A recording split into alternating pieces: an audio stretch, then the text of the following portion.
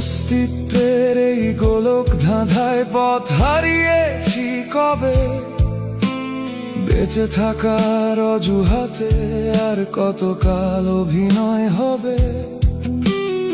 আকাশের নীল আজ ফ্যাকাশে, ধূসর মেঘে ঢাকা, মহাকালের এই পাতায় আমি কি শুধুই একা? সময়ের হাত ঘড়িটা আজ বড় বেশি ক্লান্ত, হৃদয়ের মরুভূমিতে খুঁজে পাই না কোনো শান্ত।